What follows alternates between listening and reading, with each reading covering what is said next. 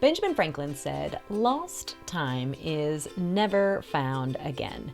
And never has this ever been as true as it was when I spent 6 hours this past Saturday deep diving celebrity legal battles. Side note, if you need to know about conservatorships, I'm your girl. And I'm not trying to say that you shouldn't ever get lost reading your favorite book or in your favorite hobby or binge watching Netflix or scrolling through TikTok. It's when these actions start to take the place of the things that we need to do for our home or business life that they become an issue. That's why on today's episode, we are going to discuss what time blindness is, how people with ADHD perceive time a little differently than our neurotypical counterparts, and some strategies that you can employ to help you with time management. All of that on today's episode of the ADHD Mompreneur.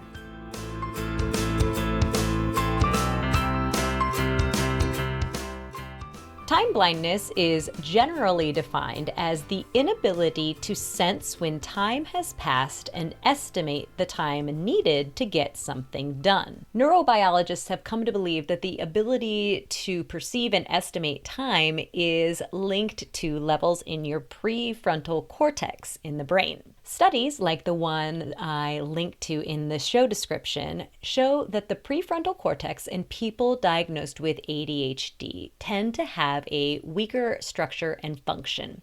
And can you guess what else happens in the prefrontal cortex? Executive function. And time management involves all kinds of executive function, like organizing, focus, task switching, motivating yourself to start or finish a project, and pulling yourself out of hyperfocus. So while suffering from time blindness or struggling with time management aren't necessarily a diagnosing criteria for ADHD, it's no wonder that many of us ADHDers struggle with it. Another contributor to our ADHD time battles is the way that us ADHDers perceive the passage of time.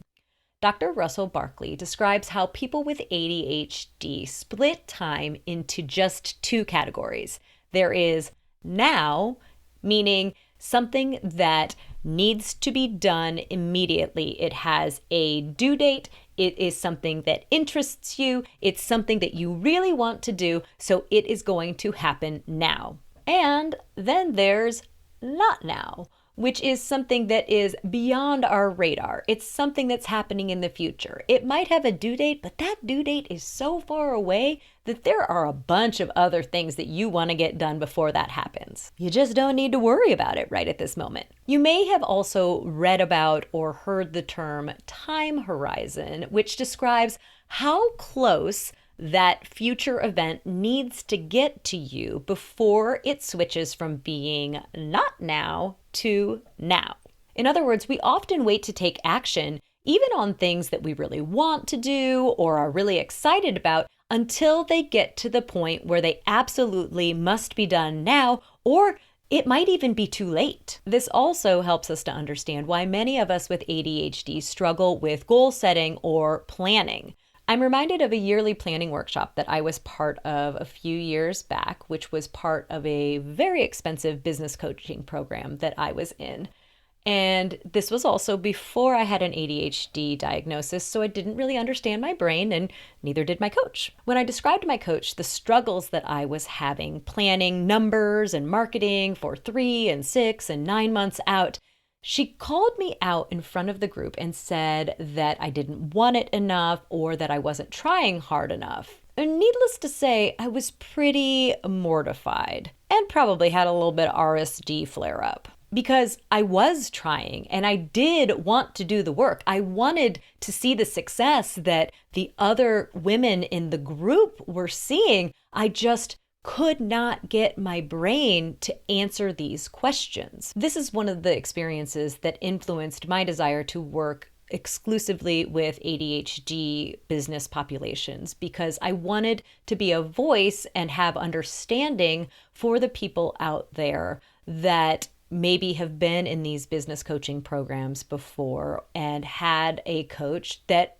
with the best of intentions, just didn't understand the struggles that we have.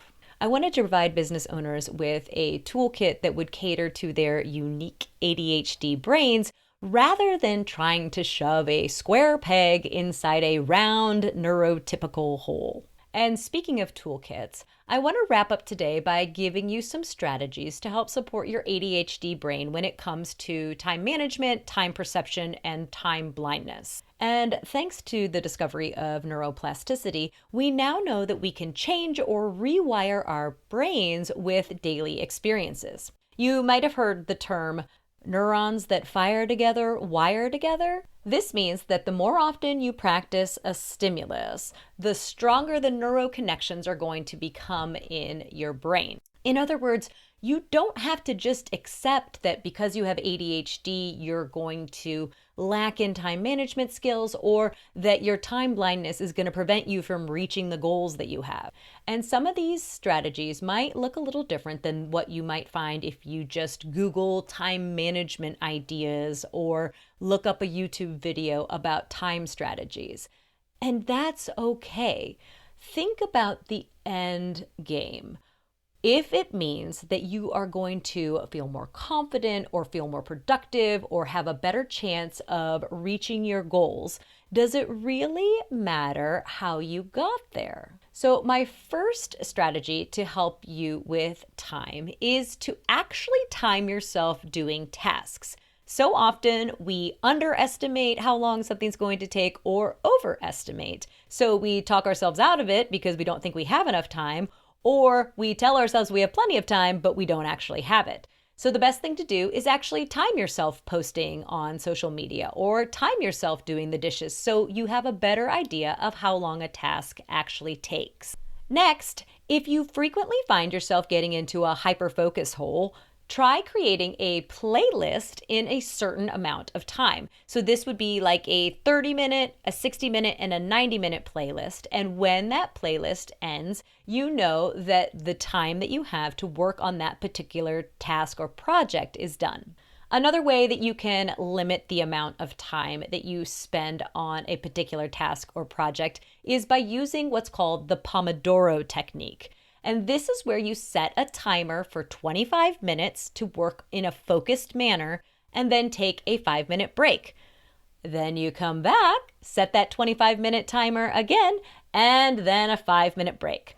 Back and forth for 4 Pomodoros until you take a little bit longer break. The idea is that it kind of tricks your brain into being able to work in a focused manner because it seems like such a short period of time, and you know that you have the reward of a break after 25 minutes. Another way that you can help to prevent time blindness or getting stuck in hyperfocus is to set alarms or reminders that a transition is coming up. So this is something that I often do in the mornings when we are trying to get out the door for school.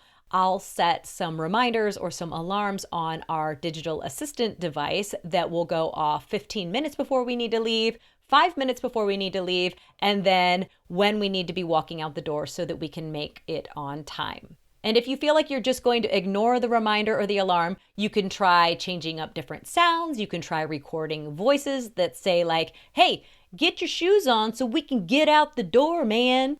Next, this may be one that you've heard over and over, but I promise if you adhere to it, it will work. And that is to schedule something that you need to do on your calendar like it is an appointment. So this creates that now moment that us ADHDers need because it is now part of our daily calendar and we need to follow through and do said task when we've said we were going to do it. Another strategy with your schedule to help you with both time perception and time blindness is to add margin around your tasks. So rather than saying, I need to be to the doctor's office at 1 o'clock, you would put the appointment at 12:30 because that's the time that you need to leave for that appointment. So rather than saying, I need to be someplace at 1, you are training your brain to leave a half hour before so that you can arrive in a timely manner. Next, you may hear people talk about seeing time or watching the passage of time and how us ADHDers struggle with that. And one way that you can really help to actually see time is to replace any digital clocks that you have in your house with an analog clock. This is a great way for you to actually see 15 minutes, a half hour, a full hour, and so on, rather than time just being arbitrary numbers flipping on the face of your phone. Next, it's really important for you to identify something that could distract you or suck your time into a hyper-focus hole. Next time you find yourself in one of these situations where you've gotten distracted or you've spent far too long doing something that is inconsequential when you really needed to be doing something else, make a note of that. And then use that information the next time that you need to sit down and do focused work. Awareness is power when it comes to ADHD. So if you can be aware of what distracts you or what sucks your time when you need to be focusing on something else, you are more likely to be able to stop that behavior in the future. And finally, if your time management struggles feel like they are too much for you to do on your own, think about finding an accountability buddy. This can be somebody who can check in with you when you're supposed to be working to make sure that you are focusing on what you're supposed to be focusing on. This could be somebody that could body double with you, either in person or online, so that you can work side by side, but not necessarily on the same task or project. This could be a coach that you hire that will check in and say, "Hey, Christy, I know you really wanted to be working on X, Y, and Z today. I wanted to see how things are going," because obligation can be a great motivator for people with ADHD. It may take you a little while to find your groove or what works specifically for you when it comes to ADHD and time perception and time blindness.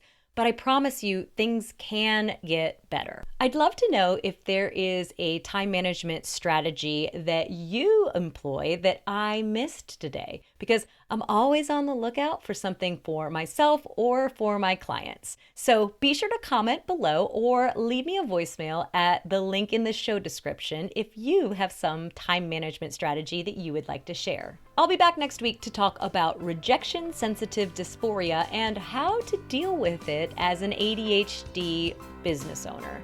So make sure that you're following me or you're subscribed so you don't miss any episodes. If you're a business owning mom with ADHD, you're going to need to grab my free customizable essential checklists for ADHD mompreneurs by visiting bit.ly/checklists for ADHD mompreneurs or by following the link in the episode description. Do it now before you forget. Until next time.